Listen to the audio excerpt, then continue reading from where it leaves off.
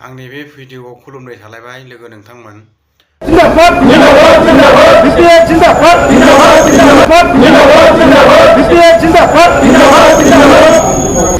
गिबियावनो नैबे चेनेलखौ नायगिरि रायजो राजा गासैखौबो आं हामबाय होनो।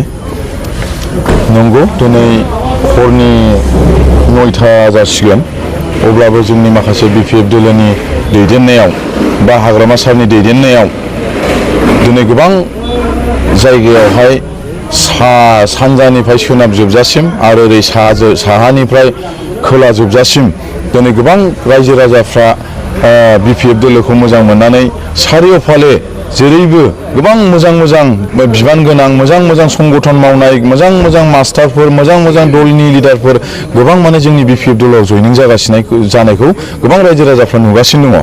दिनै थिग बिदिनो दिनै बे बेंटल प्राइमारियाव जाय बिथांमोना एसे सिगाङाव मिडियायाव होखाबाय जे बिथांमोना सिगांनि समाव बबेबा मोनसे दलाव दङमोन बा सोरबाया BPF दलाव दङमोन, नाथाय सोरनिबा माबा मोनसे फुस्लायनायाव बा माबा मोनसे होगोन होननानै आसा होनायाव बिथांमोना थांदोंमोन। नाथाय दिनै हाग्रामा सारनि दैदेननाय जे BPF दोलो, बे BPF दोलोखौ दिनै अनसायफिनबाय। बेखायनो बिथांमोनखौ आं रोजा साबायखर। आरो दिनैहाय जोंनि बे 13 नं समस्तियाव बा जोंनि बे सिडली समस्तियावहाय गोबां रायजो राजाफ्रा बिदिनो जयनिं जानो होननानै जों कन्टेक्टआव जागासिनो आरो निस्सय बबेबा जायगायाव जोङो लिस्टल' खालामनानै दङ।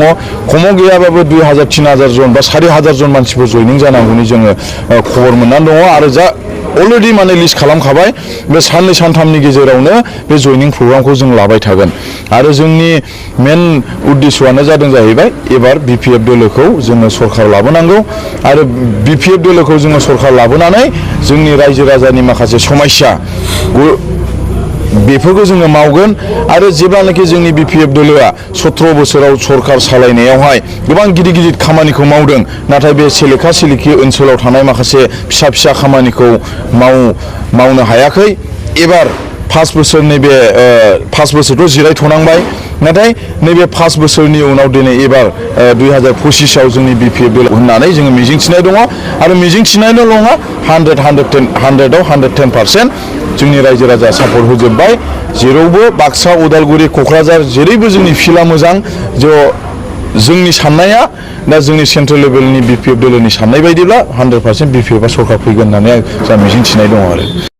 13 नम्बराव नोंथाङाबो सासे टिकेट दाबिदार, बेसेबां आसाबादि नोंथाङा?